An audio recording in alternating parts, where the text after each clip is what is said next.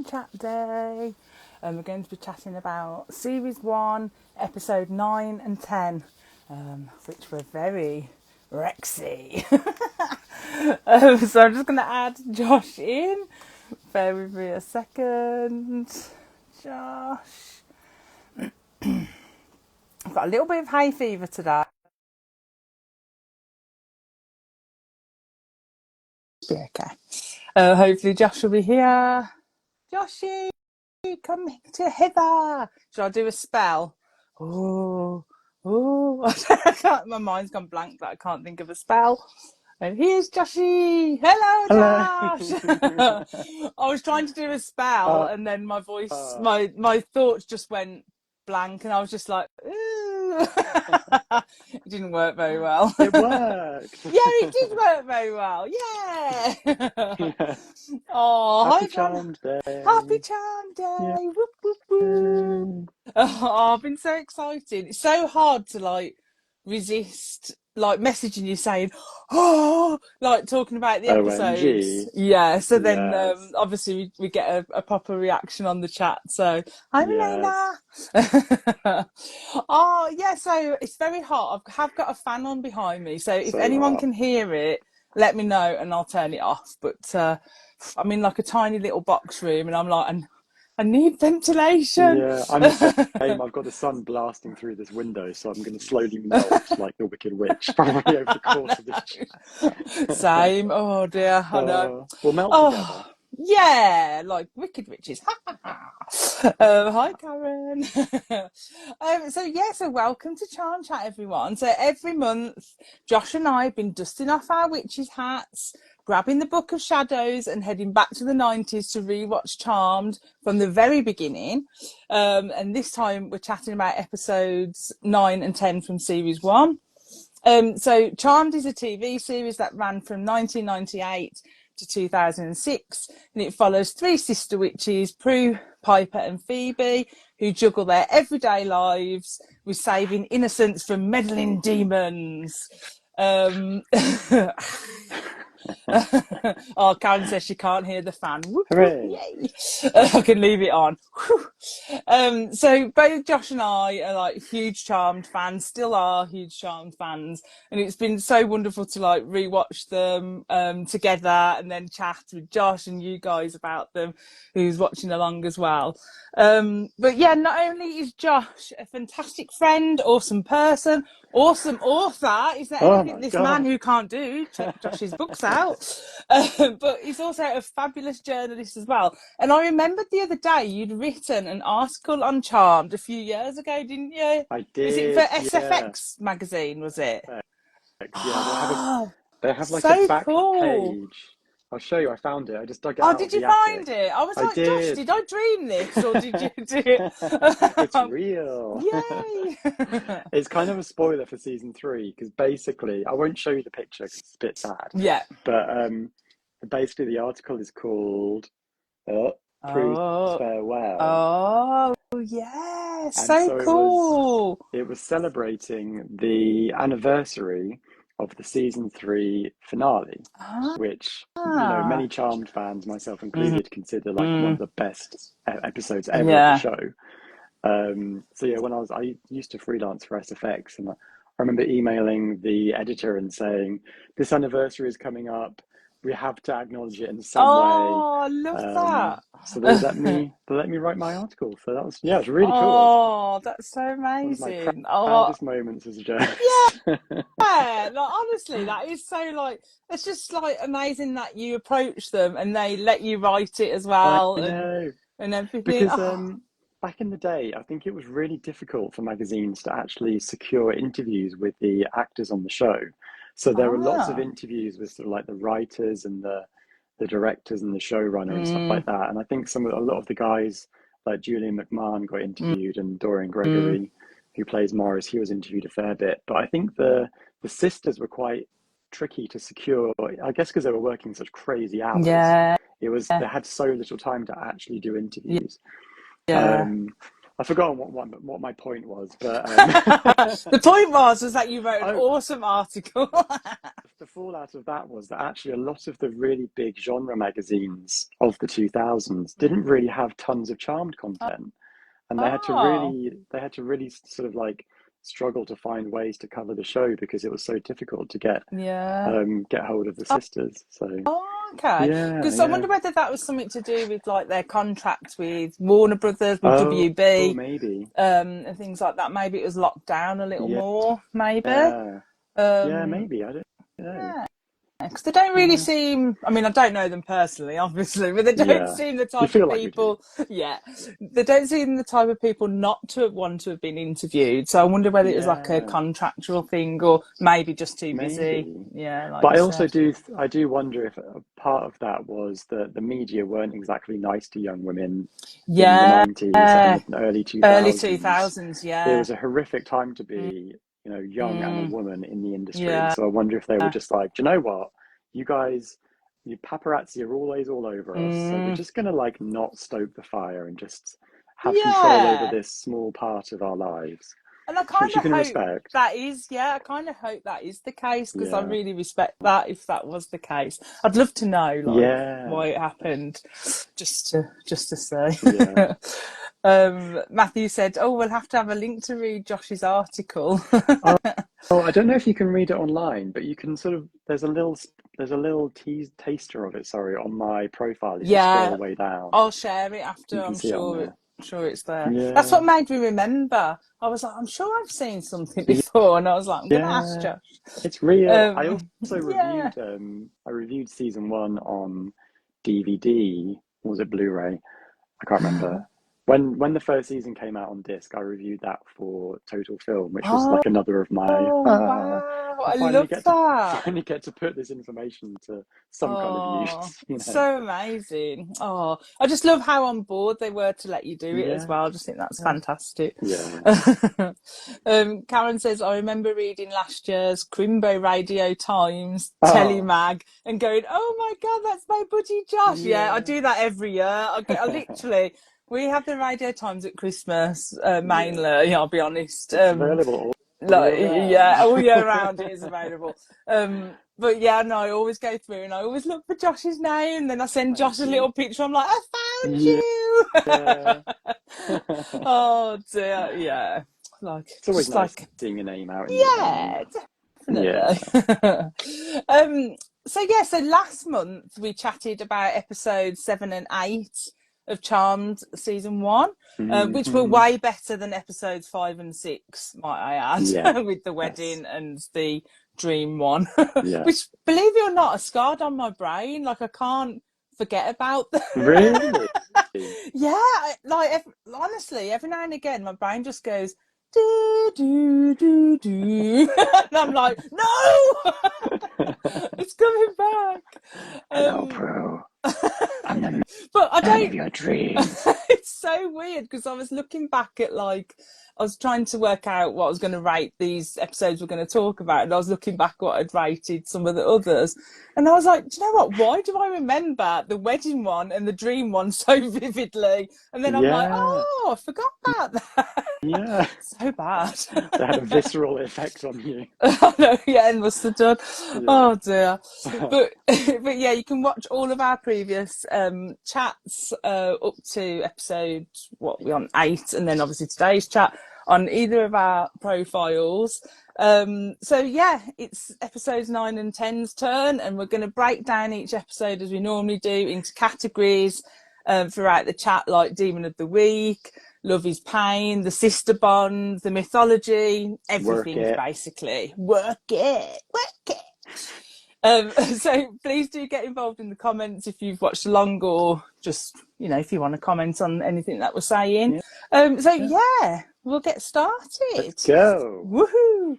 So series 1, episode 9 is called The Witch is Back.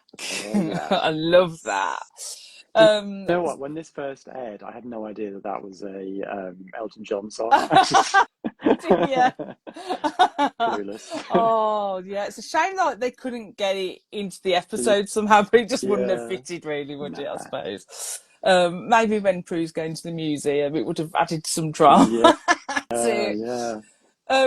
But basically, this episode is about Matthew Tate, a 300-year warlock who was cursed by the sister's ancestor, Melinda Warren, back in the 17th century.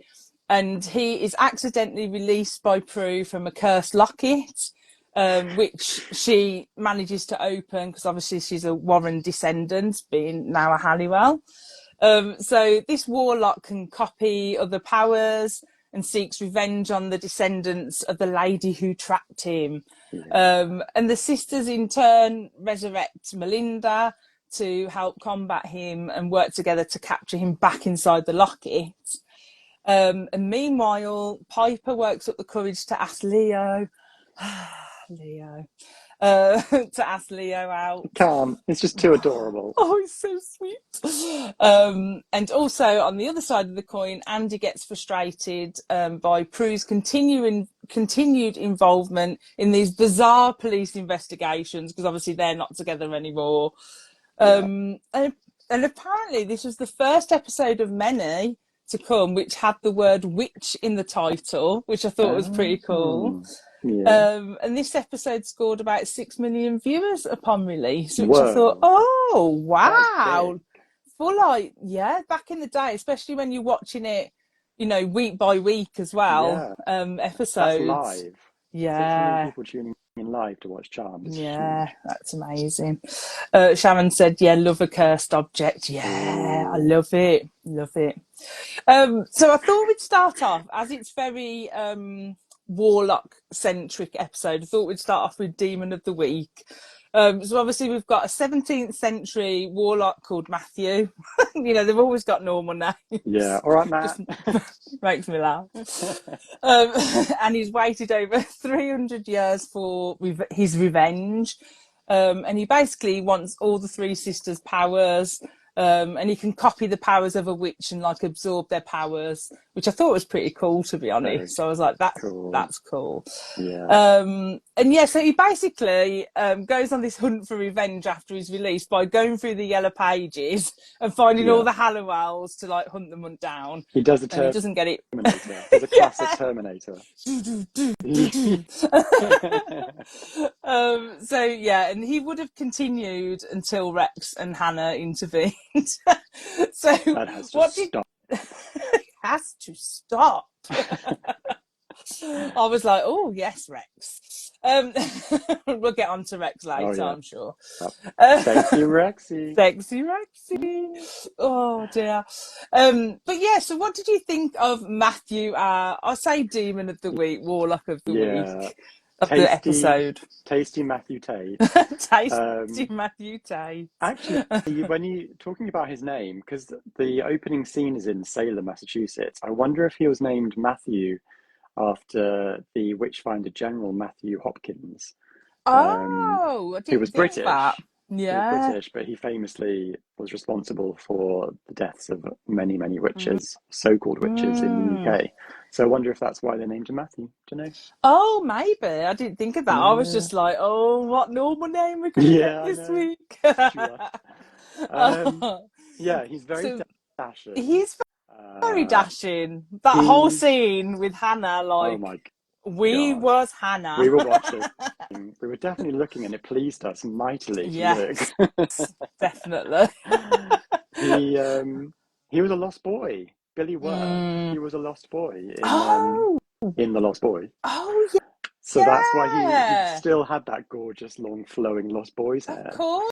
Like I didn't click that either. Yeah. He was great. He was like...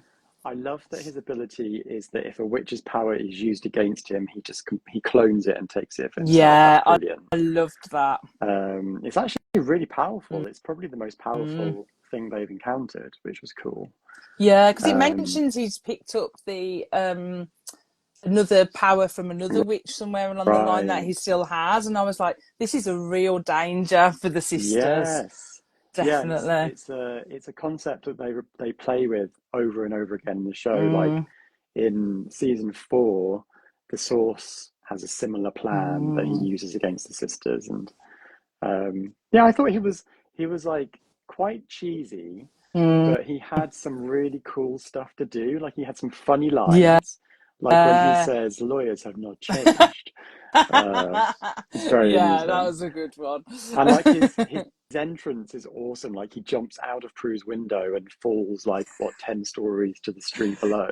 Yeah. Um, Oh, it and was the way that pretty he cool. killed people was like when he had that guy in the tool shop just like Yeah. impaled against the wall with the tiniest little bit of blood. But he had like a hacksaw through his wrist or Yeah. something. It was really cool. It was really cool, like proper serial Yeah, killer vibes. yeah. I thought he And was yeah, great. yeah, I really loved him as well. And I wish we'd seen more kills of his because I Yeah, just like you, I thought they were so creative. And yeah, I was enjoying him going through his Halliwell yeah, list and getting yeah. it really wrong.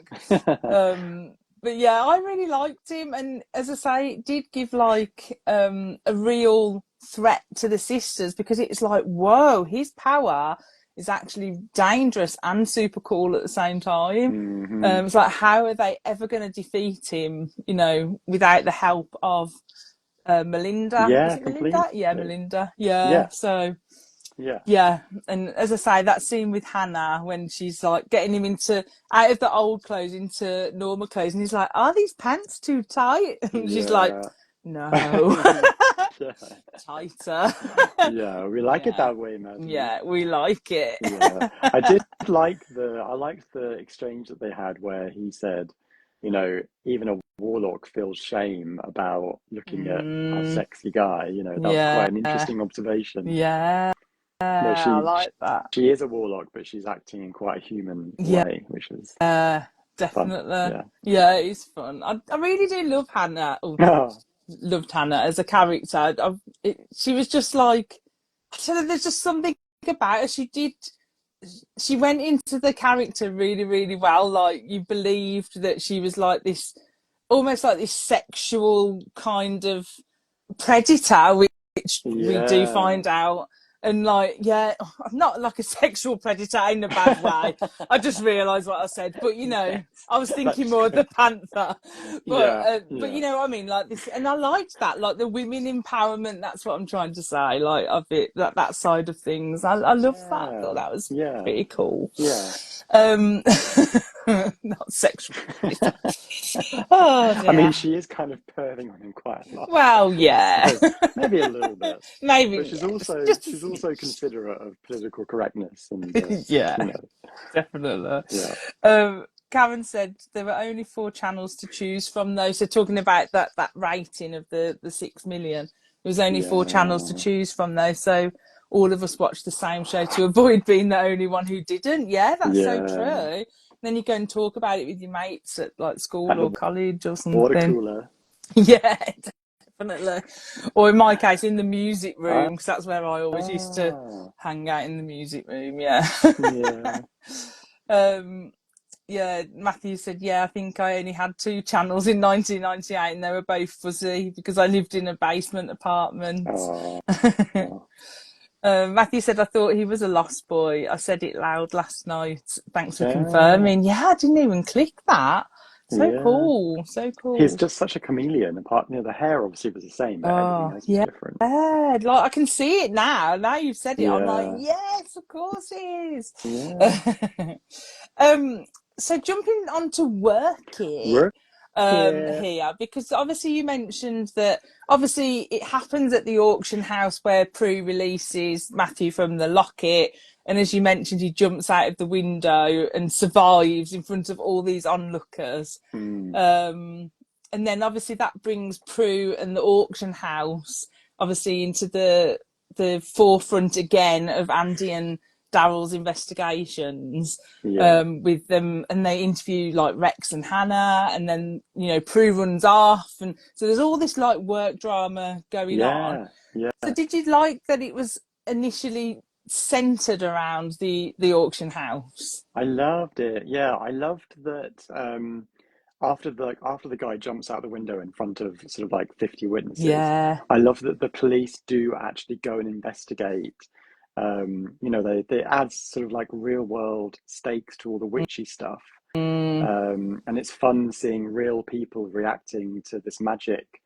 Sort of Yeah. appearance that is like it's normal now to the sisters and to the viewer, but Yeah. to regular everyday people, it is a really weird thing that's happened, and they would want to know what the hell they've just seen happen. Yeah.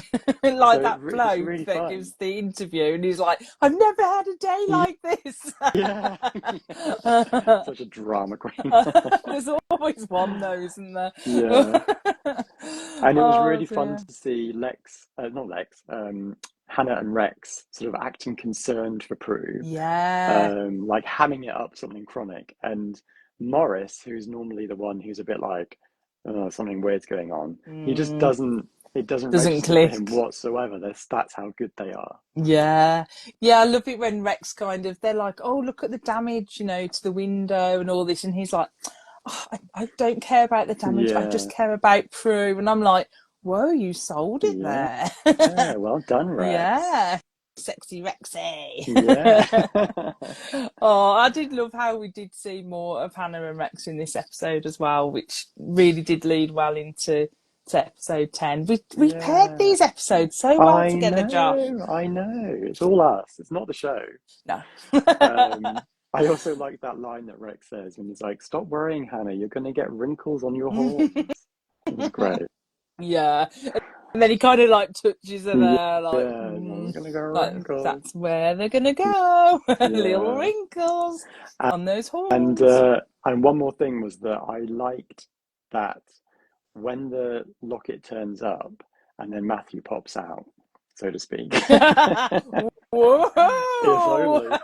As a viewer, you kind of go, coinkydink, like that's Wink, interesting. kidding. Coinkydink. Yeah. And then I love that Prue's plan of action is like she registers pretty quickly that the way they're going to find out what's going on is to find Mm, out how the locket turned up in her office specifically, which yeah. is like, you're so smart, Prue. You're so switched on. She's super smart. Yeah. And also as well the fact that I feel, and correct me if I'm wrong on this, but I felt like Rex and Hannah still weren't quite sure whether they were the charmed ones or, Mm, the people that they're mm, obviously, we find out they're looking for.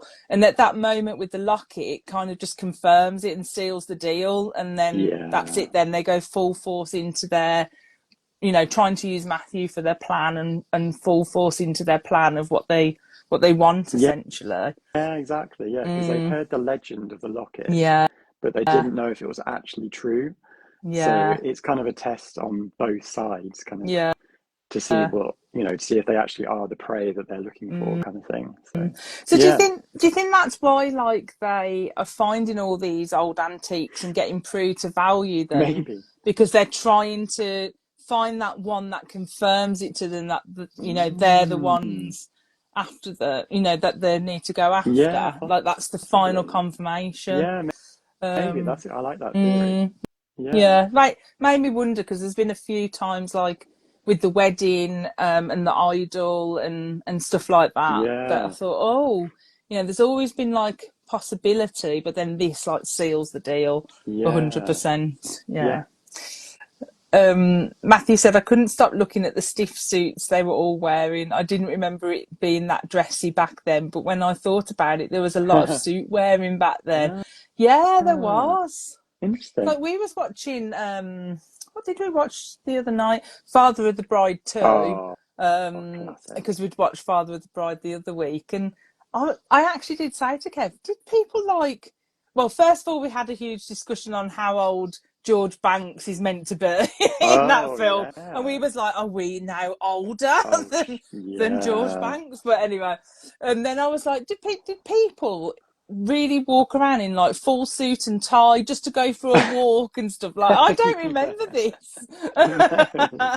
I was just in like flannel shirt over a Yeah. t-shirt kind of look, but When did like yeah. casual office wear come into full force, you know? Yeah, exactly. Yeah, I don't know. I remember my dad used to wear kind of a suit and a tie to work. He was a teacher, but so Yeah. he used to get dressed up as a teacher. Yeah. But being a journalist, I never ever got dressed up in the office. No. Everyone's got movie Yeah. t-shirts on and ripped Yeah, jeans and exactly. stuff. Yeah. It's Mm. interesting how that shift happened, but yeah, it's funny enough, we was talking about that. Yeah. Karen said she was still in her shell suit. Yeah. Oh, classic. Oh, I miss my shell suit. I know There's that, a it's shop got in my town that sells shell suits. Oh my God, say that 10 no. times fast. There's a shop in my town that She sells shell sells shell suits. suits. Wow, you're gonna have to go and get I one. know That's it they're now. really quite bright. You know, Oh you'd be wow. noticed. Yeah, Oh, that tempting. that distinct sound as well, the swish Yeah, swish swish when you're walking. yeah. Classic. Oh dear. So the mythology then in this episode. So obviously the locket opens up for Prue, but not Rex, which we've just discussed. And then we learn about Melinda Warren, Hmm. who is the first witch who started the charmed witch's powers, essentially. And I love the fact that at the start we get to see like that flashback to like when she does vanquish Matthew into the locket. I love that. I just thought it was just like a good way to open it. Yeah. I And love the way they obviously, shot it, like all the moody yeah, lighting coming through the cells and it stuff. was really, really It was cool. convincing. It really Yeah. worked. Hussein said, bring back the shell suits. Oh dear. What have we Right. started, Okay. Josh? I'm going That's to see it. if I can find us some shell suits. Yeah, Karen said road trip to Josh's to get all the matching book club shell Yeah. suits. Yeah, Point Horror shell suits. Yes. Oh, so obviously, the sisters bring back Melinda from the past by casting the is it Blood to blood to blood. blood spell, which I Yeah. thought was pretty cool spell. I was like, Very cool. whoa, this is cool. Yeah. Um, and I love the fact that we find out that Melinda back in the day didn't use her powers to escape from, well, she said burned at the stake, but I was like, I'm sure they just hung them at the stake, but I could Yeah. be wrong. But she didn't use her powers to escape to No. save her daughter from the same fate, which then obviously created this line of Hmm. witches. Like, did you like that I aspect? I loved loved it. it. It was Yeah. so, it was really sort of poignant and bittersweet that she Mm, had to die for her daughter to live, kind of thing. yeah. Yeah, it was Oh. lovely, and I loved that this was the first female family member that we've met Mm, who's also a witch, which is great. I thought Tyler Layton, the actor who plays Melinda yeah. Warren, was just She was perfect. You know, really good. she brought so much grit and heart to it, and Yeah. I remember the girls, the sisters, the actors being praised a lot at the time for their ability to switch like effortlessly between drama and comedy, Yeah. um, and like dealing with all the sort of like witch speak and all that kind of stuff. Yeah. And I think that sometimes there are guest stars who struggle with it, but I felt like Leighton just like met them Yeah. perfectly and just sold it. She was so great. I Yeah, she loved really her. was. It was almost like if you didn't know she hadn't been in an episode Yeah, before, you would have yeah, thought she was a regular because she yeah, just slipped in. It was like the perfect family dynamic to me. I thought it was yeah. brilliant, and she just brought so much warmth and also like a bit of comfort to the sisters as well, Exactly. with With the what they've mother been that going through. because they lose Mm. their mother quite young as well, so she really is a completely maternal figure to them. Yeah, Yeah, it's yeah, and lovely. I loved And that. I love that Oh, yeah, she was her daughter called Prudence as well, yeah. which was So we get the a line that the nice, daughter was called yeah, Prudence, and even just like the shot on like Shannon Doherty's face when that line's delivered, like it does yeah, get you a little bit. You kind of yeah, think like, oh, we're a bit choked up here. yeah. The only thing that I didn't like, and I didn't like it at the time, and I still don't like it, is the very final line of the episode where Prue says, "Well, we can always bring her Yeah, back," and yeah, I feel like that kind of undoes the emotional moment, you know, yeah, because you want to feel the sadness of that moment where it really is bittersweet for them. yeah. So then I feel like that line was a bit of a band-aid that we didn't necessarily need. Yeah, that was almost like a backup plan in case we ever need to like in future episode, I think. But for me, it felt like they put it in just in case there were too many 12-year-olds who are really upset. Oh yeah. But as a jaded, well then a jaded teenager and now a jaded grown-up, I was like, no, it's sad and we're allowed to feel that. Yeah. Don't try to reduce our pain. But they did such a good job in that scene when they're like obviously sending her back or whatever, and the emotion, like even like from all of them, but I really felt it the most from Phoebe. Yeah. Like I feel like even from the beginning we know that Phoebe she's the one, she loves the fact that she's a witch. She loves I mean they all do now, but at the beginning she was like really like into it. And I just love the fact that Phoebe always feels a little bit more connected to these people that come into their lives. Like even with the in the Fourth Sister episode, she was very connected to Danielle Harris's character.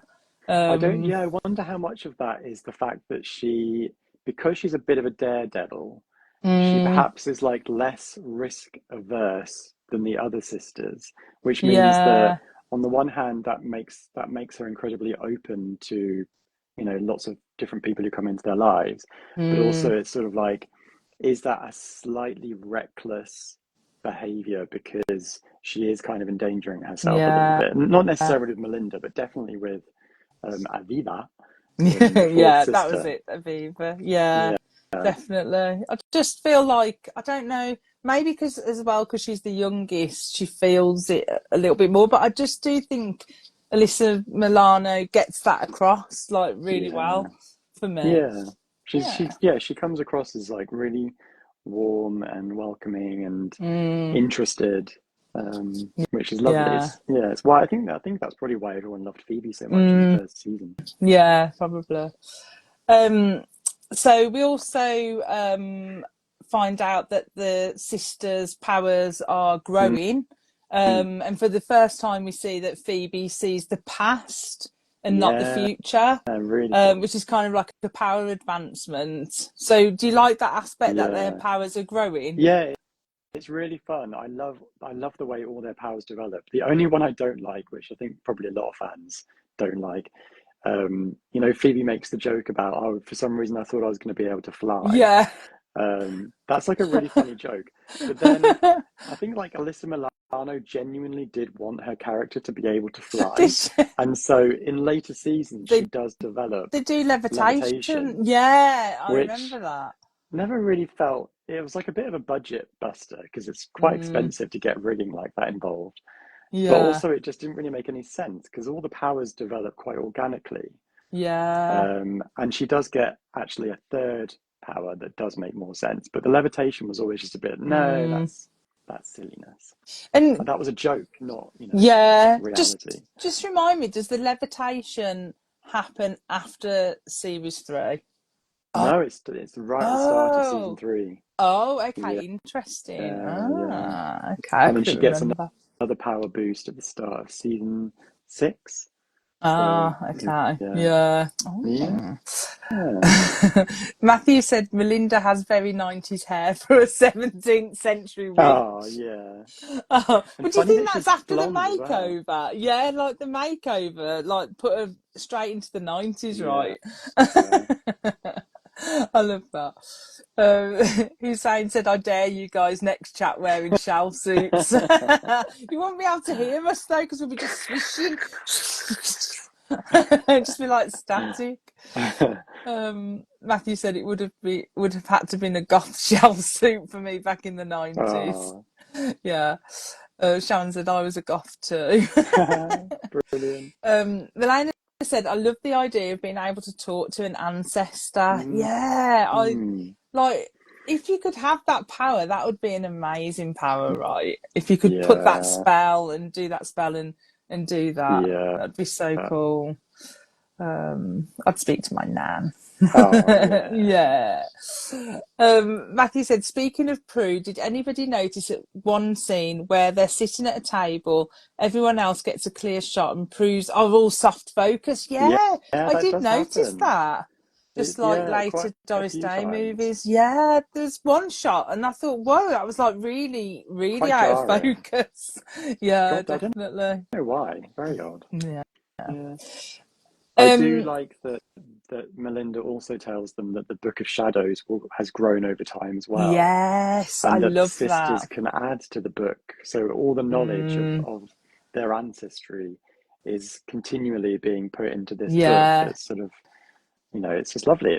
It's growing organically with their family Yeah. line. It's like how you think like an old recipe book which has been Yeah. handed down through time, Yeah, through exactly. generations. Yeah, Because I love totally. how Melinda comments how thin the book used to be, obviously when Yeah. she started it, and how thick it is now. She's like so amazed by Mm. that. And can you imagine being Melinda in that moment and seeing that and just thinking, wow, like Yeah. by sacrificing myself, I've Hmm. created this. Like Yeah, it exactly. must have been like so overwhelming, like to see really. And she Yeah, just dealt with totally. it like a professional. Yeah, yeah, And also with mythology as well, is this the first time that a warlock kind of exhibits the blinking yeah. and the teleporting? Because we hadn't seen that before, I don't think, No, in previous episodes. we'd had like Jeremy running down Oh alleyways, yeah. going, "I'll get you, bitch," and all that kind of stuff. Whereas now we just have people blinking in and out, which is so much cooler. Yeah, It is so cool. It's the noise that it does as well, yeah. like whoop.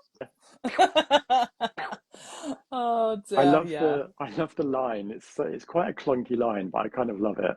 Where Melinda goes something like, he was there and gone in the blink of an eye.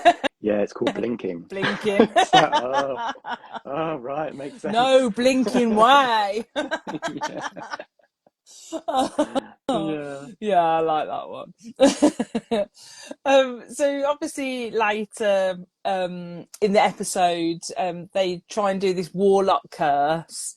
So yeah. Melinda said the only way to capture, I nearly said Jeremy then, Ooh, Matthew. See, they've all got these normal names. It gets confusing. yeah, So the only way to capture Matthew is to cast this spell into the locket. And apparently it's only Melinda who can perform this curse. So I thought that's an interesting take on the mythology, because why couldn't the sisters perform it? Why did it have to be Melinda? Maybe because she trapped him in the first place, I'm guessing. yeah.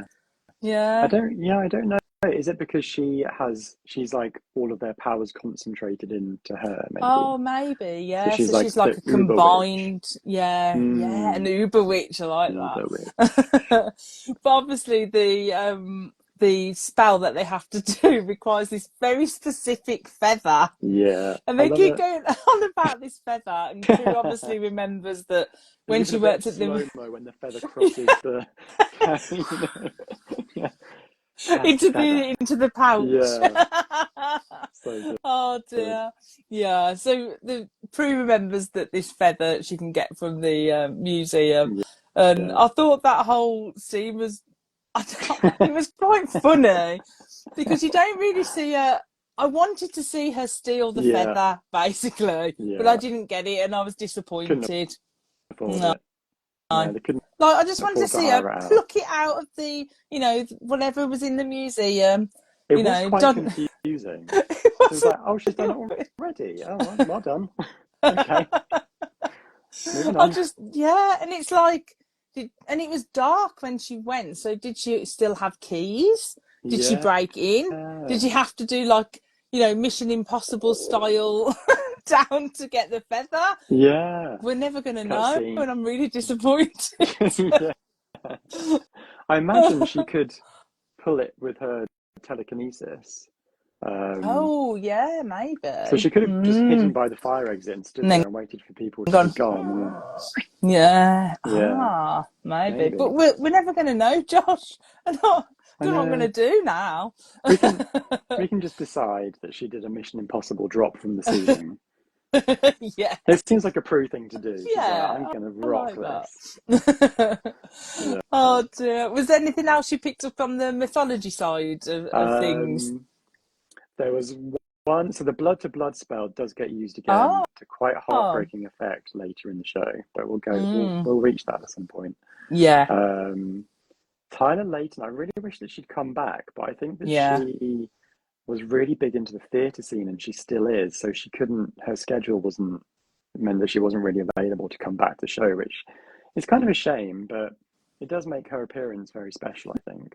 Yeah. No, definitely. Yeah. The only other thing that I noticed, and it's not really mythology, but it's something I've mentioned in previous chats, and it's the charmed fall.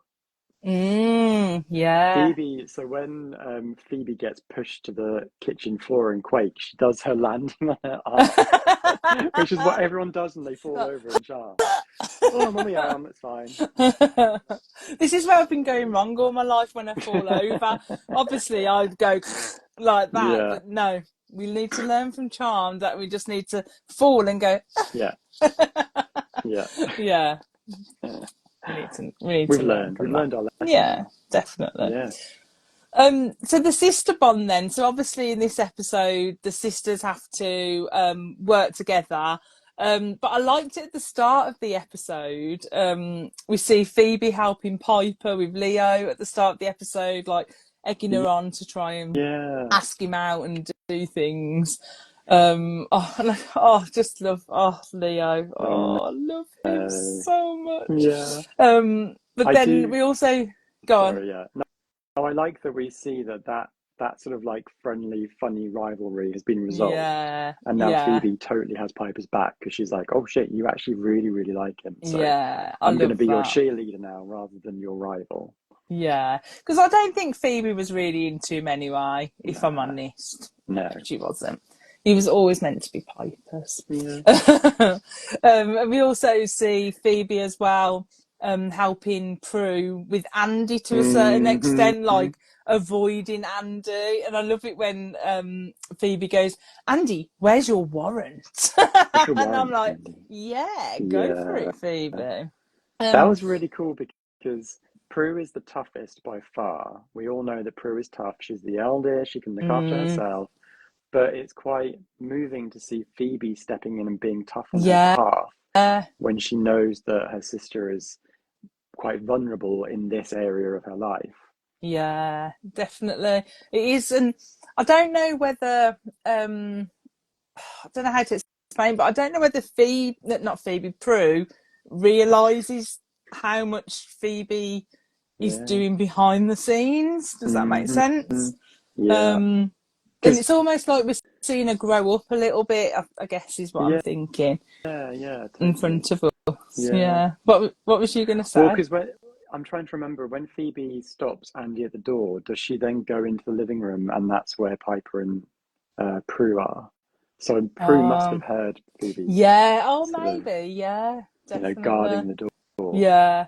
Yeah. It's kind of like, I love how they've got like a silent acknowledgement between them all as well. Like, they just do this because they're sisters. They did a blood bond when they were little, that they're not just sisters, they're best friends. Yeah. And it really does come across. Yeah. Totally, yeah.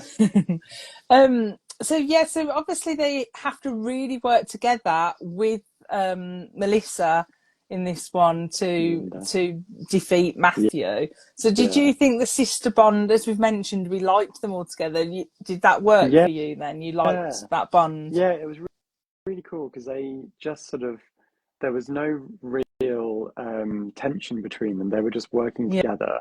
And it kind of allowed them to just sort of be funny together, and all of their reactions were like quite specific to their characters. And like Piper doesn't want to, she's scared of blood. She hates the sight of blood. So I thought it was great. I really liked what Melinda added to that dynamic. Yeah, same. It's one of the best episodes, I think. Yeah, same. This feels definitely. like, you go from like Dead Man Dating. That's like top tier Charmed. Yeah. And then you kind of get through the other ones, and then you suddenly come back to this one, which is also top tier Charmed. Yeah. For kind of exactly the same reason. Yeah. It's got great human. It's a great human story. Yeah. But it's kind of magnified through this supernatural element as well. I think that's when the show is at its best. Yeah, definitely. And it's always good when it's got that emotional pull as well. Yeah. Because it just sucks you in. Because I couldn't believe it when I got virtually. I think I had to pause it at some point because I think the cat was meowing or something.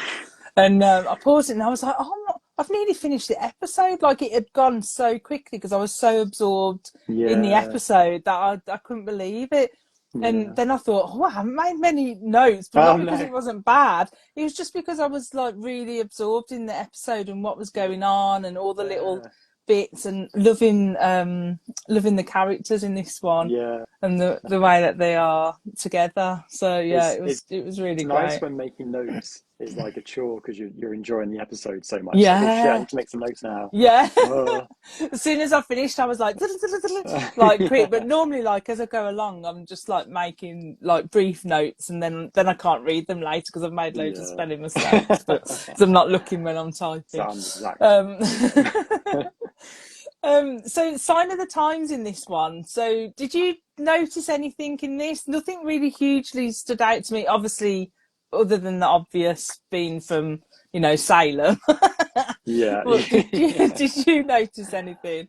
I noticed Phoebe doing looks like a Kodak moment to me. Oh yeah. Which was like which was the slogan for Kodak, was like, it's a Kodak moment. Oh, was it? I wonder whether they were like paid to say that. Maybe, yeah. So that was the big one. And then the tight Levi jeans. Yes.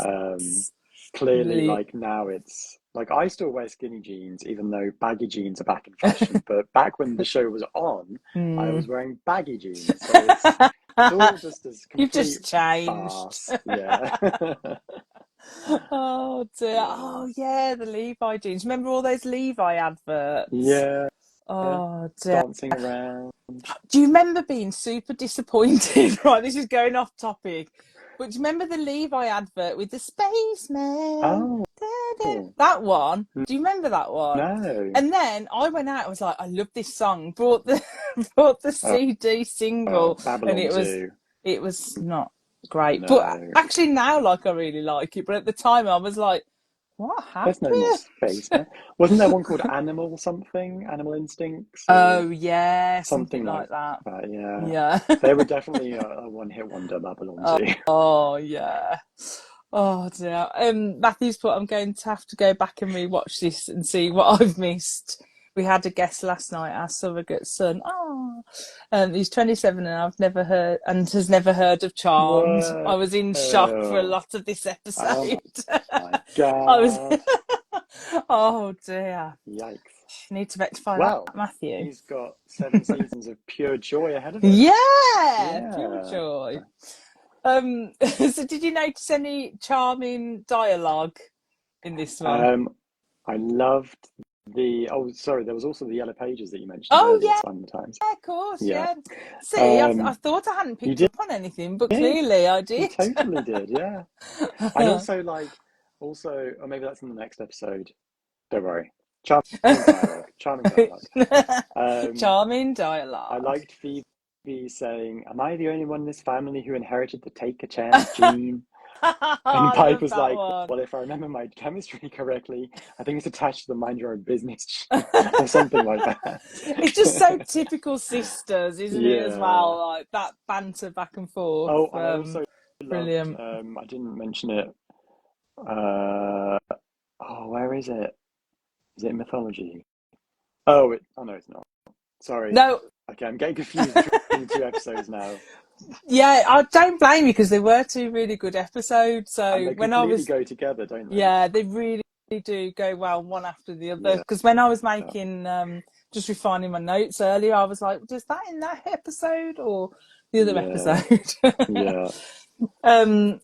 Charming dialogue for me. I loved. It was Melinda Warren, right? I think I called her Melissa earlier, so apologies for that. But Melinda Warren, I loved her little speech when she said, it's a family trait about the sisters. So are the short tempers, the great cheekbones, the strong wills, and of course the powers. All blessings, all signs of where you came from. Oh. This book is your connection, and it began with me. And I was like, oh.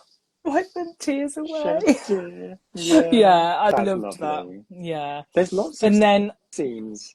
There's quite a few scenes with them just talking to her, which is really yeah, nice. I think that yeah. sometimes you can sort of pander to shorter attention spans and try to speed everything up and just get through the plot. But Mm, there are quite a few nice little moments where they all just talk, yeah. and it's kind They of really it's took what their makes the time. show. Yeah. Yeah, they took their time with the dialogue in this one and the whole family element, definitely. Hmm.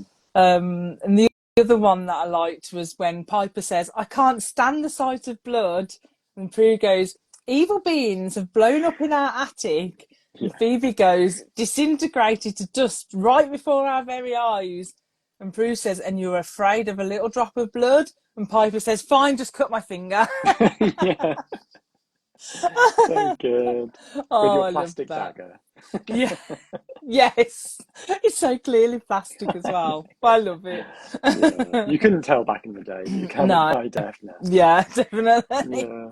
Like every now and again, you can see. I haven't seen it for a few episodes, but Phoebe's, Alyssa Milano's tattoo that they Yeah. really tried to cover up on her Yeah. shoulder, and you can see it on the high def. You can just see it This really grey clearly.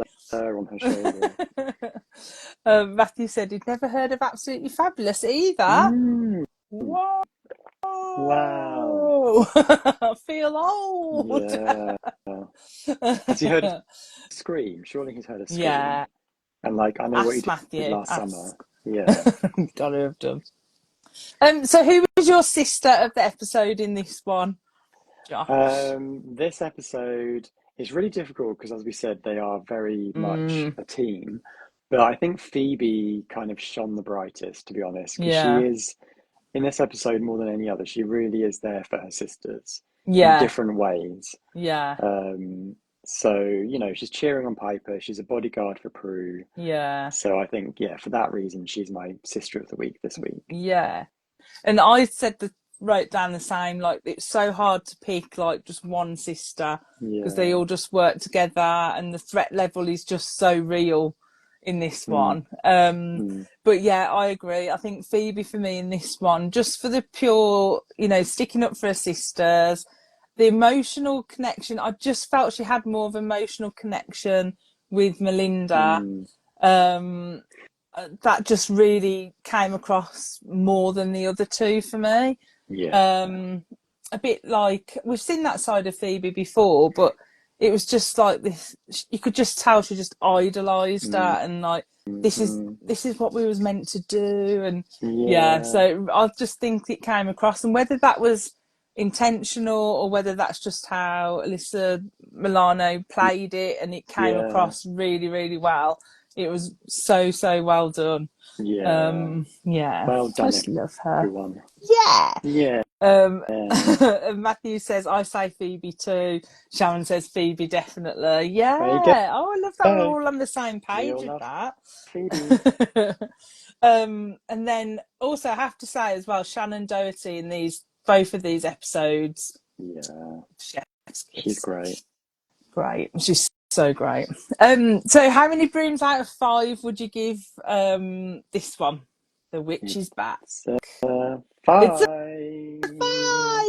Yeah. Yay! It's Yeah, just got everything. I've It's got got it 5 all. as well. Yeah, Oh, definitely. yay. Because I was trying to I'm basing everything now on Dead Man Dating because that to me Hmm. is like my favourite so far.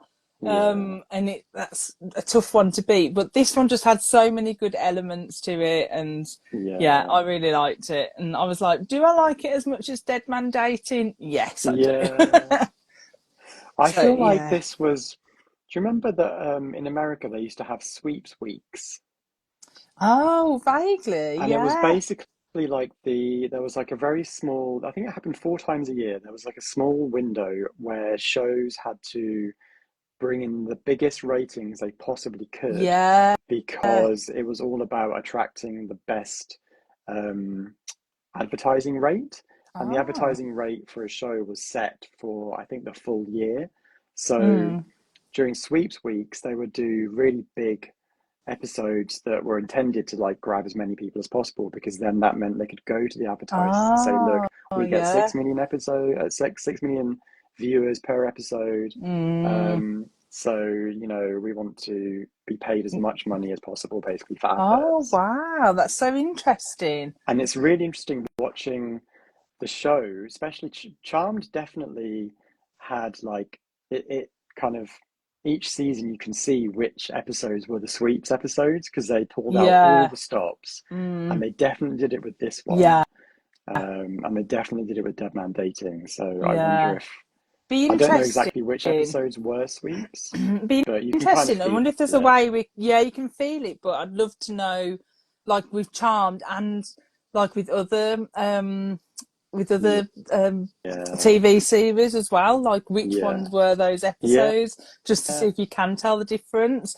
Because I think I've been rewatching Lost, and I can definitely tell which ones were the ones where they were trying to pull the viewers in on those episodes, and which ones were clearly like, oh, filler. We don't care. The filler. Exactly. Well, that's why. One of the reasons I think this is a sweeps episode is because of the crowd scene, which would have been really expensive. And all the complex stuff that they were doing with what Matthew could do with his abilities, that's all quite time consuming and quite expensive.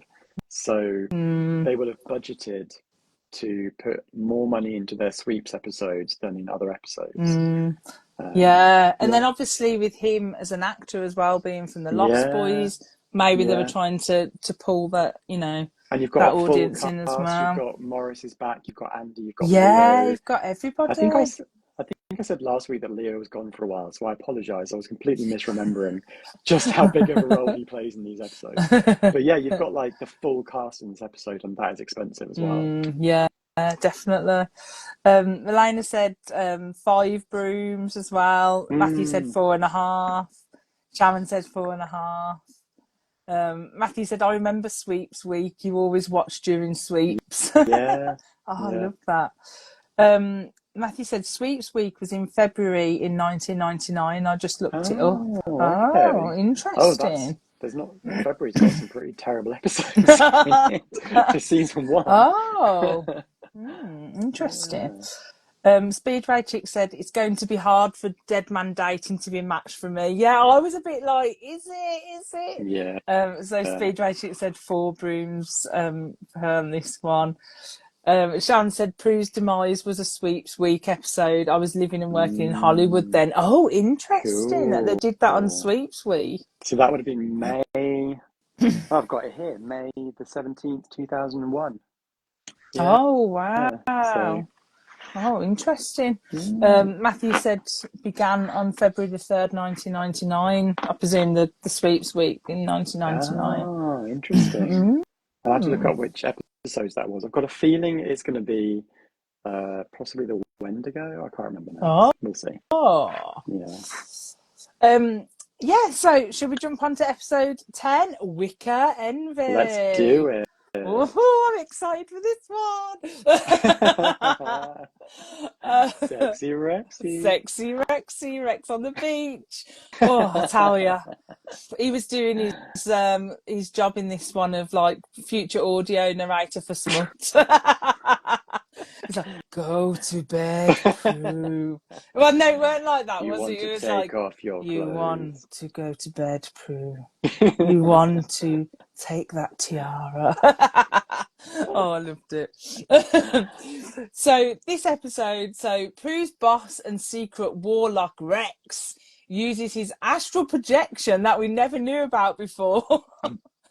Boy, do they explain it. To control Prue's mind, tricking her into stealing a tiara from a vault at the auction house. So the auction house again is front and centre of this episode because me and Josh just paired them together so well. Can't deny. So Rex blackmails the sisters into giving up their powers to him, but Leo reveals himself as some kind of supernatural protector of the sisters and returns the powers to them. And Leo, in this episode, he looked hotter than he did before. Oh boy, I'm sure he did. yeah. He really did. He's been using that charmed salary to I'm to hit sure the he'd gone tanning to salon tan, get his hair done. muscle. He looked he did look different in this, and I was like, oh, Leo. Leo. So meanwhile, an unsuspecting Phoebe enjoys the attention Rex gives her. I was Prue's like, irritation. wasn't sure how I felt about that, but we'll talk about that in a bit. And when Prue is put in jail, the sisters plot a jailbreak to catch the sly Rex in action. And apparently, the sly Rex. Not the T-Rex, the sly Rex. He can astral project anytime. Oh, that's sounding ruder than what I actually meant.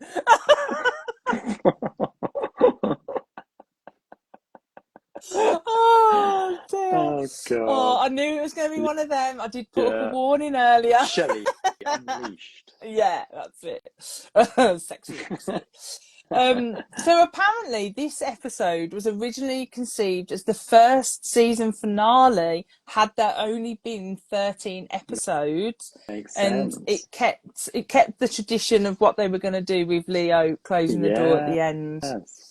Which I thought that was kind of interesting. Yeah, I thought, clever writers. Yeah, and the episode apparently scored 5.7 million viewers when it came out. So this actually got less than the previous one, which I thought. This was the first episode back in January. So I think so they'd had a hiatus. Had a good month, over a month break. Yeah. Matthew said, "I loved Wicca 𝐓𝐻𝐿." Sharon said, "Such a great double rushed watch. Loved them both." Yeah. And Matthew said, "Yes, Leo looked great. Great hair, great jeans, great smile, great shot of his backside when he bent over to get that toolbox." Even Piper was looking at that. Was that? Yeah. And Sharon said, "Yeah, that's a new way of saying it, Shelley. Astral projection." Oh dear. So before we get into, I'm going to do work it first, but I just have to mention that montage at the beginning with the absolutely stunning Shannon Doherty trying on the clothes over the song "She's So High" by Tal Bachman, I want to say it is. Stunning. That scene. That was used. That montage was used in the very first Channel 5 adverts before Charmed started. Oh wow! And it was the thing that made me desperate to watch the show, because it was the shot of her getting ready and then her shoes sliding out of the closet. And I was just like, as a Sabrina and a Buffy fan, I was like, put it in my face now. This is what I want. Oh, I love that they used that for a promo though, because I rewound the scene and watched it a couple of times. I was just like, she looks gorgeous. It's a brilliant scene, brilliant montage. The musical choice, chef's kiss for everything. Yeah. And well done, Charles. Yeah. She was so pretty. Matthew said, "I hadn't heard that song in eons. It was a blast from the past." I hadn't heard it for so long.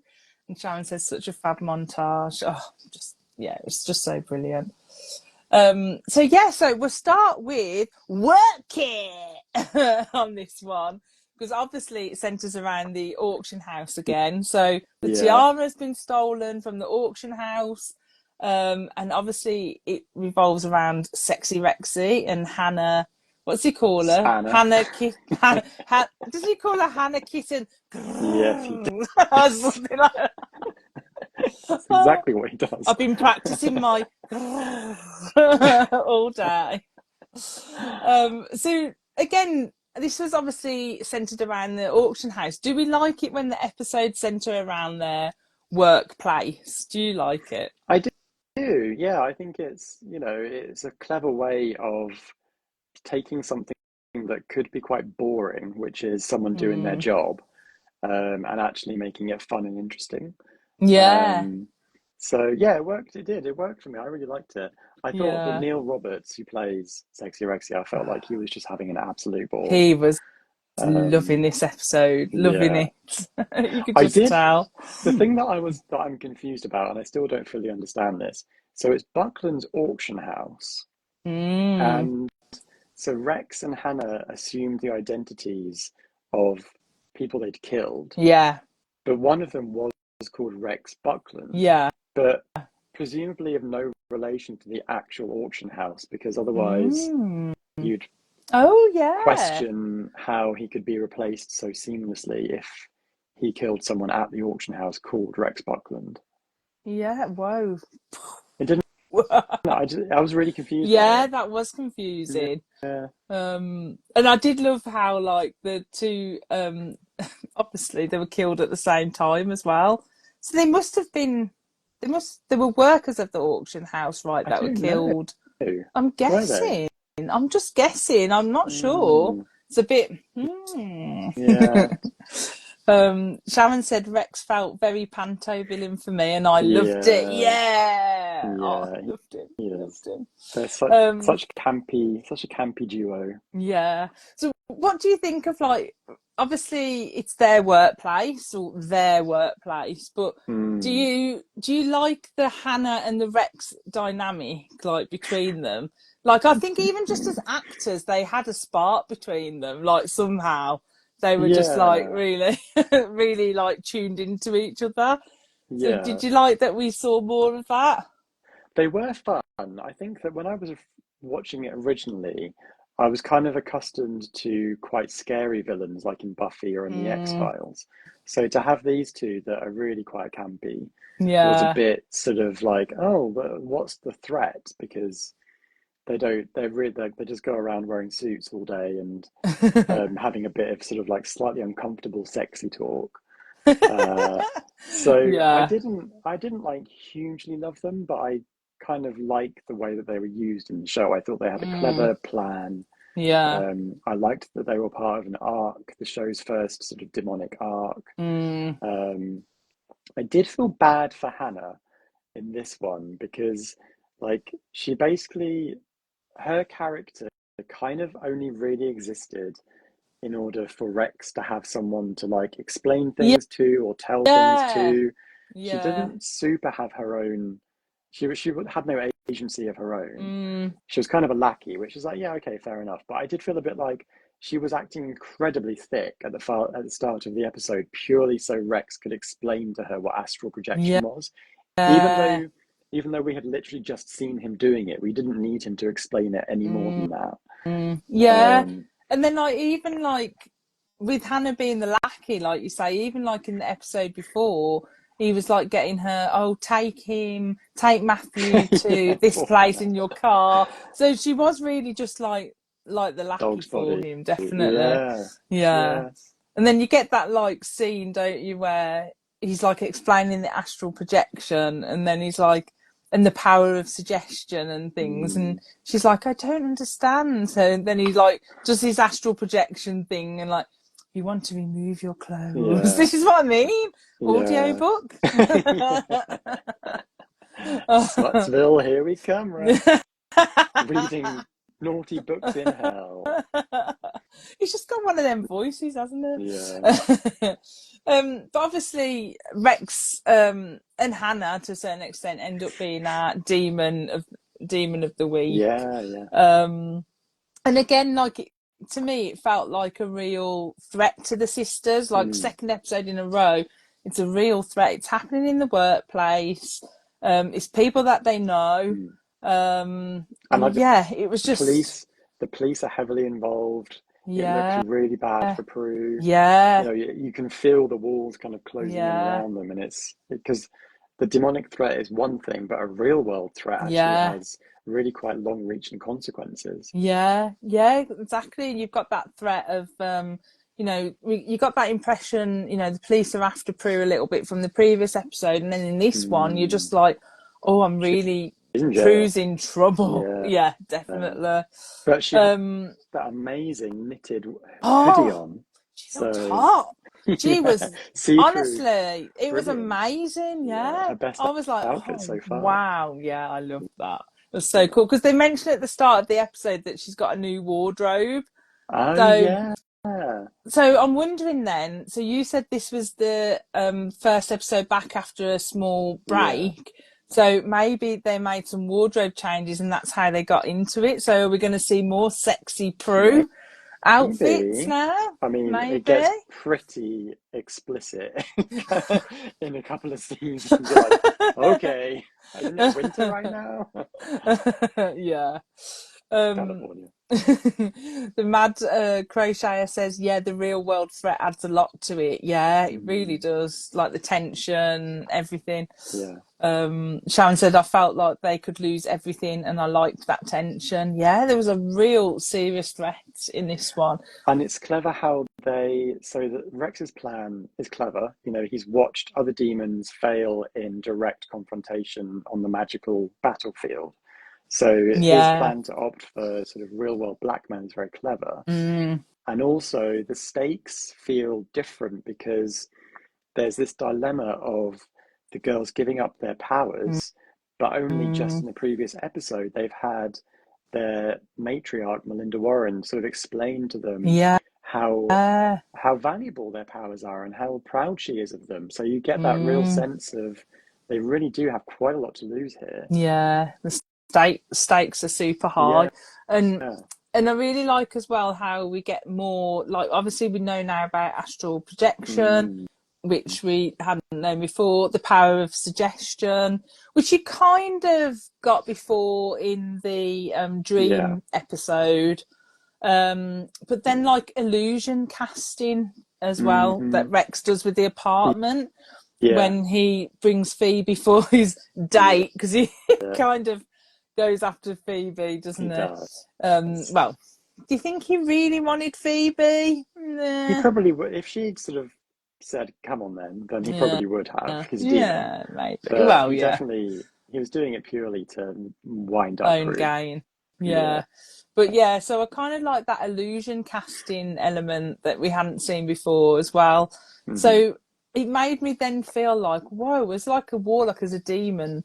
Like, he's more powerful than what I certainly gave him credit for. So you don't know kind of where his story's going. And then all of a sudden he's got all this power and you're just thinking, oh, wow.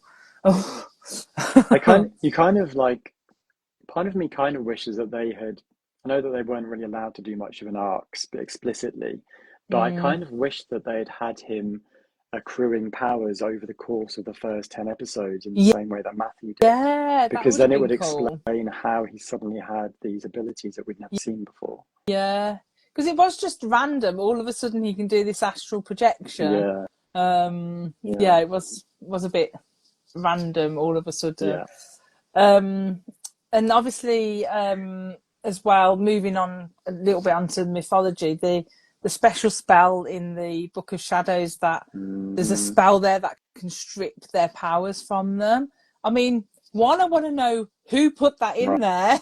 Why? Why on earth would you put a spell like that in there? I love how Prue rips it up at the end. Although it comes back, they use it again, so I think maybe they forgot that they did that. A bit later on. So with the mythology then, I kind of felt with this one that this was an episode full of firsts for the mythology. So obviously the first thing is the relinquishment spell. I nearly said that wrong. Well done, did well there. To obviously relinquish. I got it wrong then. Relinquish the powers. And then obviously when they relinquish the powers to Rex, when he gets that really dodgy lantern, he's like, put your powers in this lantern. It sounds really plastic, doesn't it? It's like clinky clink clink. I was like, I've got like one of them plastic things. But he tells them to like relinquish their powers, and then the Book of Shadows goes completely blank. So that's obviously the first time we've seen that. So was there any other like firsts in mythology that you'd noticed, or what mythology did you pick up on in this episode? The massive one is Leo suddenly using magic. Leo, yeah, for the first which time we it's see so Leo's cool. powers. And it's so Yeah. cleverly done because literally the scene before that, Phoebe kind of says, "Do you ever think Mm. maybe Leo could be a demon?" Mm. And Piper's like, "Why am I always the one who's dating a demon?" Which is very Yeah. funny. And then immediately Oh, afterwards, you see Leo opening boxes and stuff in the attic using telekinesis, which is yeah, really so cool. cool. Like such a Yeah. great reveal for the show that it's completely Mm. unexpected because Mm. the Piper Leo thing just sort of been like bubbling away in the background, and suddenly you're like, Yeah. oh no, he's involved, and we didn't realize. Yeah. And I like how it left it quite open with Leo. Like to Yeah, start with, you wasn't sure when you see that first scene when he's opening the drawers and that you don't know for what purpose. So you yeah. think, oh no, What's going on is he here? gonna be Oh, am I still there? oh, here we go. Oh, sorry. Was that, is that me or you? No, I think it was me. I think there was Oh, a notification came through and it went, "You are oh paused." no. I was like, "That's never happened before." um, Sorry about that. So yeah, so I kind of like the fact that you didn't know, whether at that point whether Leo was going to be good or bad, and then Yeah, obviously by the time then you see him use.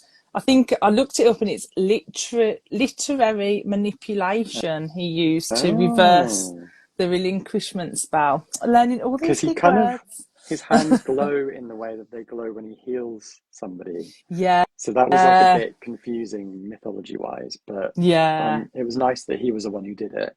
yeah. I Um, love that. and I also loved that Phoebe. So Phoebe wonders if he's a demon. Very clever, right? Very clever Mm, observation. And yeah, then at the very end of the episode, she wonders if Leo fixed the book for them. So yeah, I love that she's got that because of her power of premonition. Maybe she's the one who yeah, picks up on this yeah. stuff, where the others are Yeah. just like, "Oh well, la la la." She's got that belief, hasn't she? That Yeah, like she wants to believe these things as well. And then obviously we see right at the end, I know I'm jumping ahead, the orbing for the yep, first time. So obviously the teleportation of Leo walking out the door. I was yeah. like, no, I come know, back, Leo. but he can't leave her for too long. No, It's no, fine. never. Yeah. There's um, also, sorry, you go. no, you go.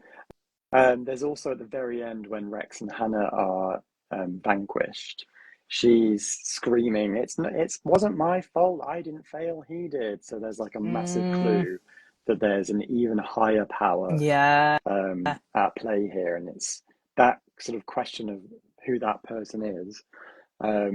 That was really creepy. I was talking about a higher power. Woo! There was like a noise behind me. Oh, I The wondered. source I has was come to like, get what? me. Is It's just that next door. you, Josh? Oh, don't come get me. I didn't fail, Shelley did. I accidentally paused the chat. Yeah, Oh yeah. dear, but yeah, it is. You do get that like ominous feeling, don't you? That there's a Mm, higher power there. yeah. Um, yeah, I and also love, sorry, no, I go. was just going to say, Sharon said, I think it was when I paused, was I trying astral projection? Very effective. You suddenly appeared over my shoulder. I want to take off your Ooh. clothes. Boom, chicka, wow, wow. Oh dear, what were you going to say? Um, One thing that is kind of mythology, but not really, but I was super impressed by the fact that Prue remembers that Hannah said that it was her purpose in life to destroy her, Yeah. which she said back in episode, well, it's the Truth Hurts one, it was the truth Yeah, spell. when they So were is that episode telling seven the or eight? truth.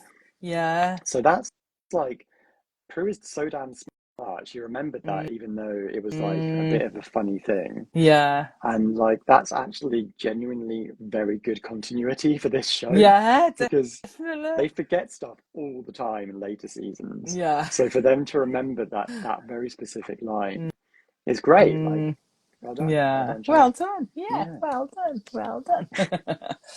um, so what else have I got for mythology? Because as I say, there were so many like firsts in Mhm. this. So obviously we've got all of Rex's first, which is what we discussed with his powers. Um, The oh, and also as Jaguar. well. Oh yeah, like Hannah made a good meow.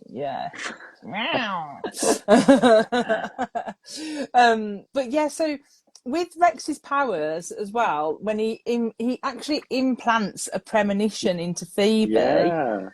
So this would be like the first time we've seen that. A That fake someone premonition. can trigger that intentionally, Yeah. whether it's true or false. But there's an element of risk there that not all her premonitions, therefore, could be real if someone puts it Yes. there. So I thought that was like an interesting first for the mythology, And like kind a of little weird, clause. that she saw the jaguar, even though he didn't mention you're going to see Prue being attacked by a jaguar. Oh Is that how you yeah. say it? Jaguar? Am I saying it Ja- weird? no, I think that's how you say it. Oh, Don't ask me, John. I can never pronounce anything. jaguar. I don't know. Jaguar. Jaguar. That's why I Anyway. avoided saying it earlier, because I was like, I'm going to say it wrong. Oh dear. And then also as well, I wrote down that I thought, but I think I'm wrong now, that this was the first time we hear a swear word in Charmed when Prue says, "You bastard." Oh, But I think, as you mentioned, Jeremy had he said did. it. But it's the first time the Which, sisters yeah. have Oh, sworn. I think I interesting. could be wrong there. Yeah, that's a But good catch. I wrote that down. And then obviously the first episode as well with the mythology, where the sisters don't really vanquish the evil that they're facing. So Rex obviously is killed by Hannah.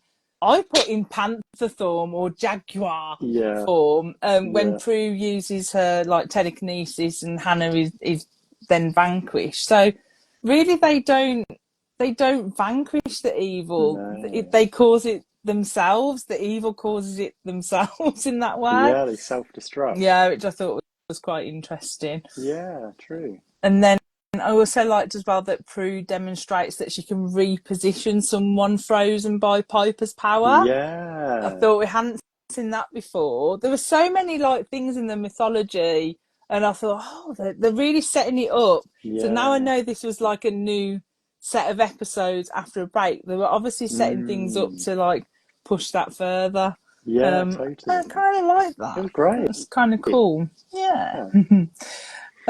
Matthew said, I never had any doubt that Leo was anything but angelic. Who could? That's true. The Mad Crocheter said, why didn't Leo just reveal himself to the sisters in the beginning? Right. Or was it for the viewers to wonder who he was? Yeah. Maybe. Yeah, that never really made sense in the mythology, because there are other witches in the show who know who their white lighters are, and it's almost, maybe it's because they're brand new. There's lots of different theories you could come up with. Yeah, because by this time, I'm guessing. I mean, I'm thinking back, like the hype for Leo as a character, I think was quite, as you said before, like he wasn't meant to be a permanent fixture in the show, but he became very popular. I mean, of course he did. He's like hot.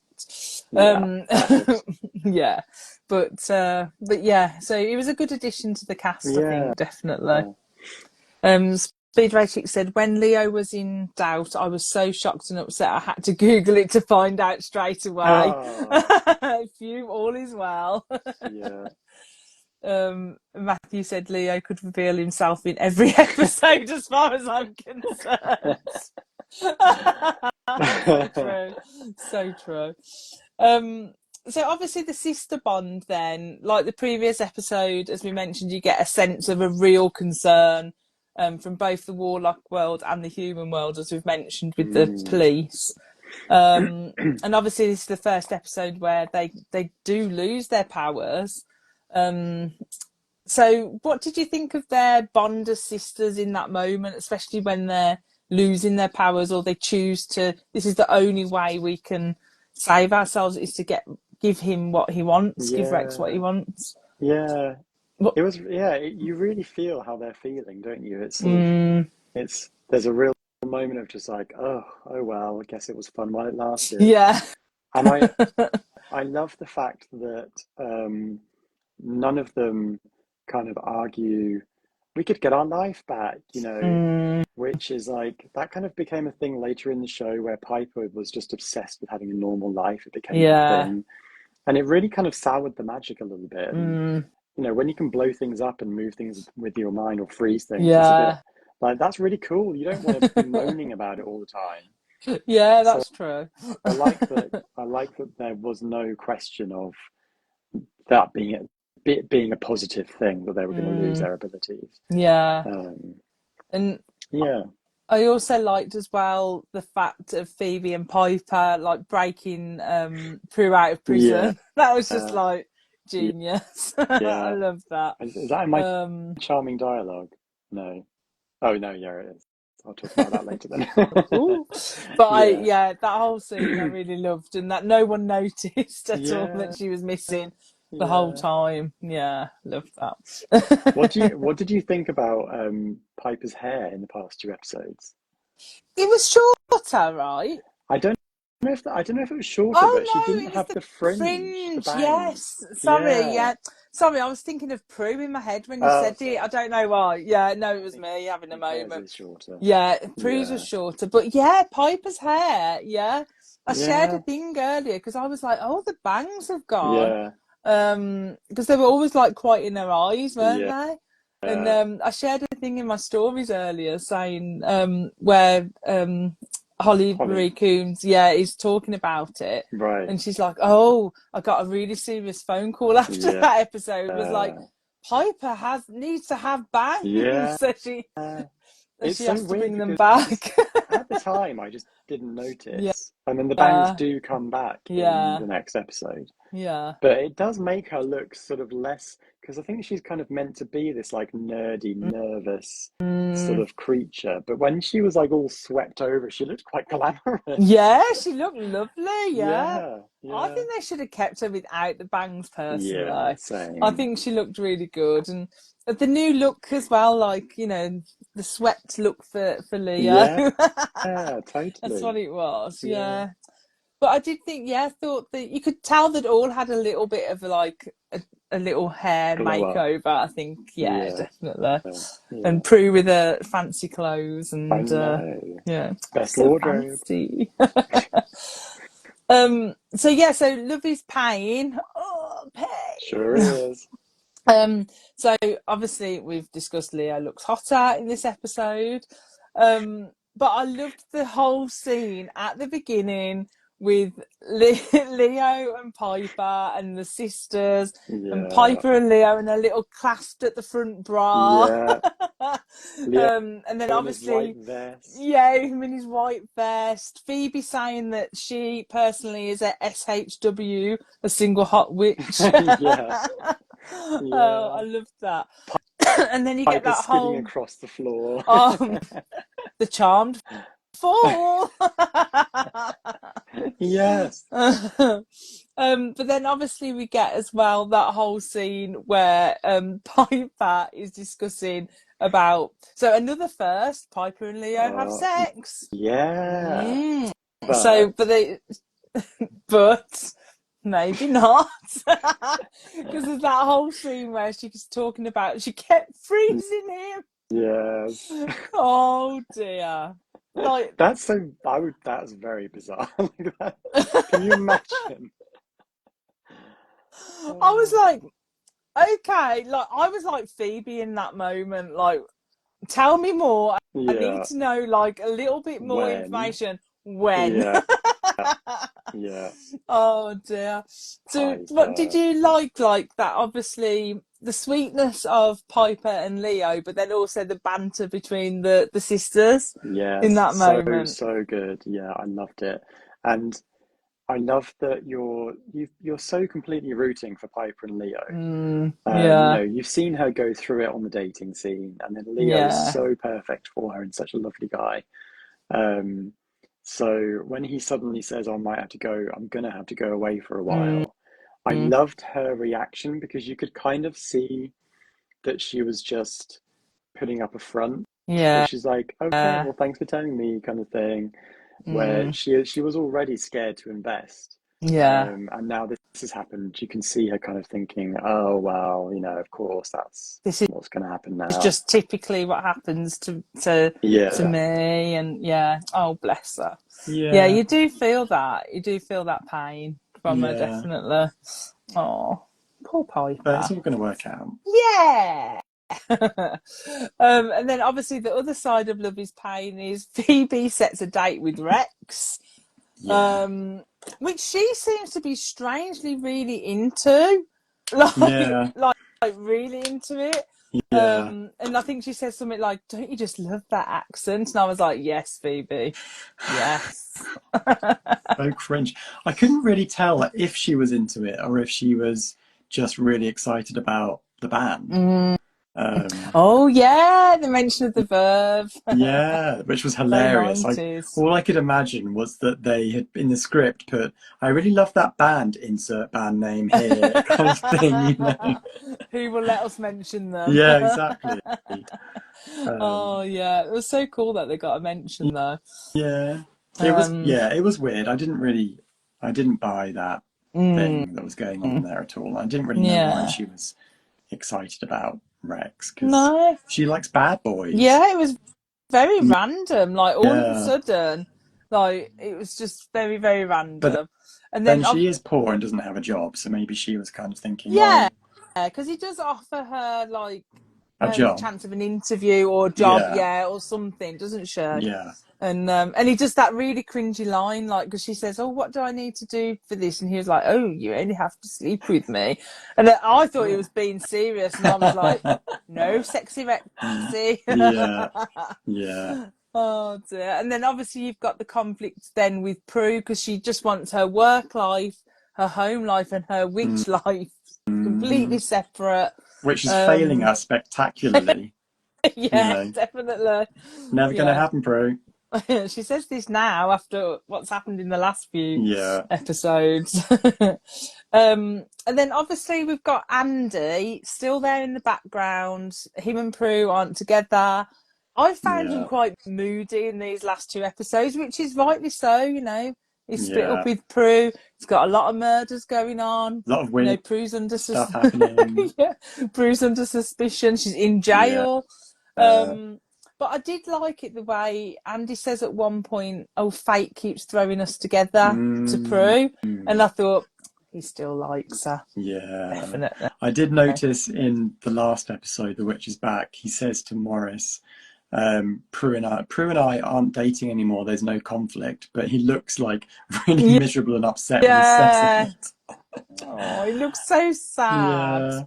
I have to admit though, like whenever it's a Prue and Andy scene, I do kind of just like check out a little bit. I don't know. It's so boring. They've not really got like the chemistry together, because when you see like Piper and Leo, you're like, and then you put Prue and Andy together, and it's a bit like dry, a bit slow, a bit mopey, And it's not. I don't think it's her fault. I can't tell if it's his fault or not. He's not particularly interesting. There's no real layers to him, to be honest. Yeah. We don't really know anything about him. No. Apparently he has an ex-wife that we found out about. Oh yeah, that hasn't been mentioned again. No. But doesn't that really go with his character? Because that scene between him and Morris, is Morris right? Daryl, where Daryl calls him Andy, and he's like, "Oh, you never call me Andy." So it's like a really foreign, it's like a really weird scene, but touching at the same time, because that means no one really knows Andy that well. Yeah, so you just can't get through it. No. Yeah, Matthew says can't stop looking at his hair gel. Yeah. Yeah, that's it. I can't get through that hair gel. Yeah. I'm pretty sure the only reason that they have Andy as a cop is because Brad Kern, who was becomes the showrunner, but he was executive producer this season. He used to work on a cop show. Was it Hill Street Blues? Like something that I've never seen. That. Yeah. But so he has that sort of like in his back pocket, as I know how to write cop stuff. Yeah. So, but Andy is just, I find him so boring, to be honest. Yeah. Speedway Chick said, I love how Andy has actually helped them out without them knowing. I'm a fan of that's Andy. true. Yeah, that is true. He Yeah. kind of does stuff in the background, and He again, you know, like, believes in them. yeah, he believes in them. And then I was trying to remember, like, when they did the truth spell, does he remember that she's a witch, or it was the truth? It was before the truth spell that she told him before it had expired. run out. Yeah, so he doesn't remember that, does he? No, He just no knows idea. that they've broken Yeah. up or something. I couldn't remember. I was like, does he still remember that, or I think there's something there that there's something that he remembers, and that's why he's so invested in what's going on. Yeah. Something totally. like that. So sign of the times then, obviously we mentioned the Verve and Bittersweet Symphony getting with Phoebe saying it's the best song ever, which obviously around that time it was Cruel Intentions was big, and obviously that's at the end of Cruel Intentions, isn't it? So did you notice anything else? I noticed that Prue has a date book. Oh, a date book. Yeah. Which I guess is a diary. Like a grown-up's diary. So like for her meetings and stuff. It's just a date book now. Yeah, it's just full of dates. 1st of January, 2nd of January. I think that was all I noticed in this episode. I noticed the security tapes, the big chunky security tapes with one missing. I love that. And for some reason I wrote down Phoebe's shoes and I don't know why. I think it was because like I used to have some shoes like that and I used to love them. They were like my favourite shoes, where they've got like the strap over the top, like by the ankle, and it like comes round, and I was like, and the heel, the chunky heels. So I was like, oh, I used to have some of those. I used to love them. Matthew says, sign of the times, Prue's maxi skirt and layered spaghetti string strap tops. Yeah. Love that. And Matthew said Phoebe's wide lapel black leather jacket. All the boots with chunky heels. Yeah, the chunky heels were like proper sign of the times. If I try and walk in them now, though, I probably would fail. Charm fall. Charm fall. I wouldn't be as graceful, probably. I did think that it's kind of a sign of the times, but the fact that when Phoebe has a premonition about Prue in danger, like nowadays you'd be like, oh God, I'd better call them or WhatsApp them, or that's true. She actually has to physically go to find her. To get them steps in. Like Prue does have a mobile phone, but I'm guessing Phoebe doesn't, so she couldn't call her and be like, Prue, just a heads up. And Piper's got a pager. Because we saw that, and a mobile, because she got paged on the pager in the previous episode, then phoned back off the mobile. It's just Phoebe we haven't seen with a mobile. So she always misses out. The youngest one. That's it. So charming dialogue then. So what was your favourite? I've got 2. I haven't got any Prue this episode. I don't know why. Weird. So I liked Peeper. Peeper? Peeper!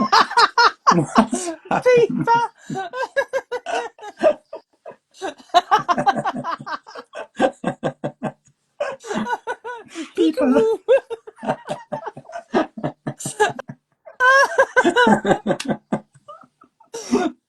Oh, that's the best. Oh, get together.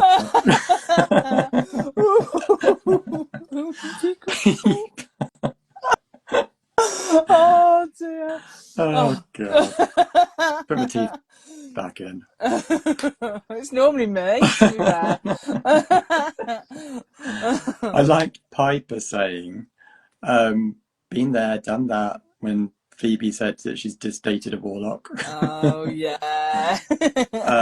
And then when Piper is forced to break into the police station and freeze everyone, I like when Phoebe's like, totally cool power, I hate you. I love that. Sharon's put loads of eye emojis. Right, what did I write down? So I wrote, yeah, obviously the scene where Phoebe goes, where they're talking to Piper, saying, I mean, between you and Leo. So she's talking about that, and she calls Prue the new hot Wicca woman.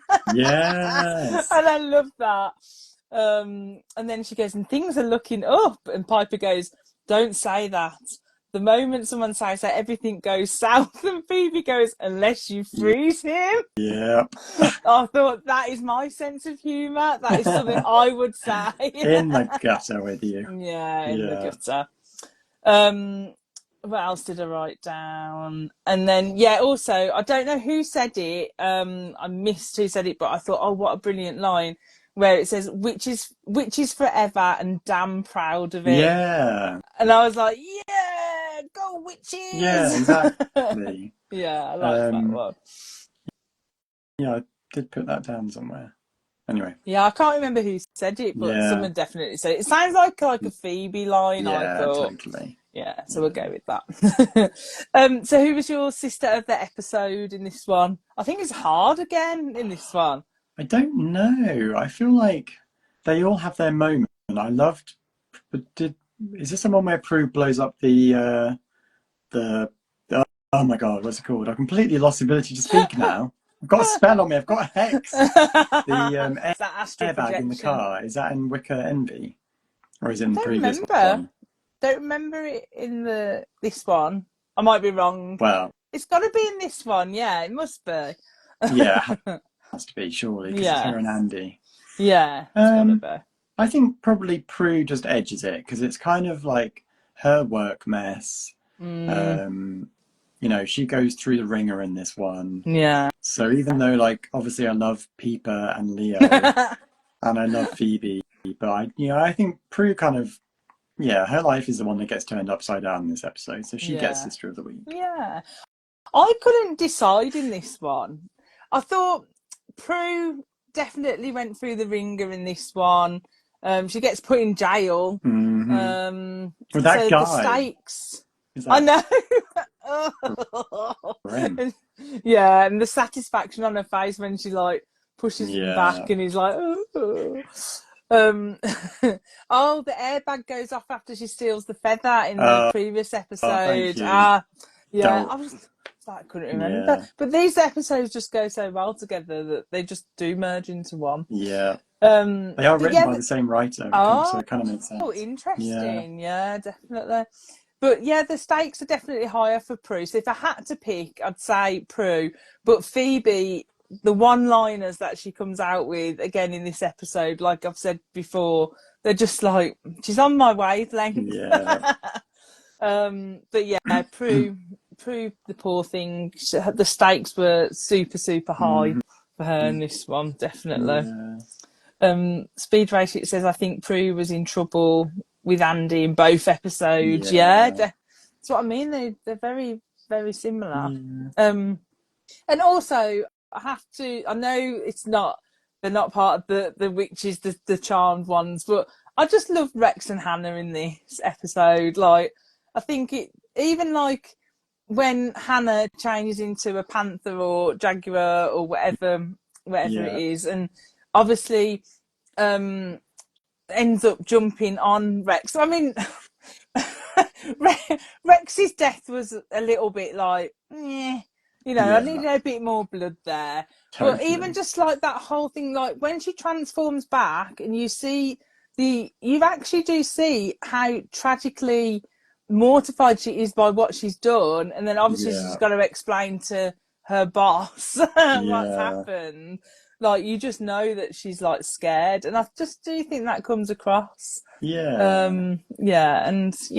like them both in this episode. And it was nice to see like them finally getting like more of the limelight a little bit with that. It's been teased all the way along, and I miss them. Like Speed Rachel said, I'm going to miss Rex and Hannah. They've been there since the start. They were good. Yeah, Sharon said both these episodes have really excellent ensemble casting. Yeah, definitely. Yeah, they were really, really good. So, brooms out of 5 for this one, Josh. 5. Yeah, same. I got 5. Oh, I love that. I love that these were just 2 brilliant episodes that you could just watch and enjoy, and we get so solid. Yeah, and we get answers to like certain things like Prue, not Prue, Piper and Leo, and Rex and Hannah, and things like that. It just resolves so many of the little things that have been going on. And as I said, with the mythology, all them first, which are obviously then going to line up for like future episodes to put in the mythology. I just thought it was really, really good. It does kind of, like what you said, it does feel like a mid-season finale where so many things have been wrapped up, and it's kind of like, okay, well, where are we going to go from here then? Yeah, exactly. And it can only get better from there. Even like Phoebe's, if we assume it was Phoebe's statement of like, we're witches and proud, that's sort of like, that's like a nice little marker in the sand where it's like, okay, we started out as witches, it's been a bit of a crazy ride, but we've come to accept it and we love it. Yeah, definitely. And I also loved as well that we've given this episode, the previous episode, 5, and then the only other 5 we've given out is Dead Man Dating. But Dead Man Dating to me, like that would be like like a 6. Like that is my favourite 5 so far. Even though we've given these 5s, like it's going to be hard to beat that one, I think. But I know there is an episode that will beat it down the line. In this season or a different season? I think it's in a different season. Okay. I want to say season 2 or 3. I'm sure, but my memory's bad, so we'll see. If we get to it, I'll say. Yeah. Okay. Definitely. There are some corkers coming up. Yeah. So Matthew said 4.9 brooms. Sharon said 5 brooms. Yay! Speedway Chick said 4.5. Karen said 5. I had to count them then, Karen. Testing me. Melina said 4.5 brooms. And the Mad Crocheter said, both are great. And Matthew said, wait, flashing back to the toolbox scene, so 6 brooms. Extra broom. Oh, well, next up then, we've got episode 11, which is Feats of Clay, I believe, and episode 12, which is can you say Wendigo. It, Josh? Wendigo. Yeah. Josh has got my back. Yeah, we know. I was like, wait, I didn't practice that word. Get ready. I'm excited. Get ready. I mean, could anything touch the last 2 episodes? No. Wow. Yeah. But you might be surprised at just how far from them they are. I remember we said this after Dead Man Date, and we was like, it's going to take a lot to beat. So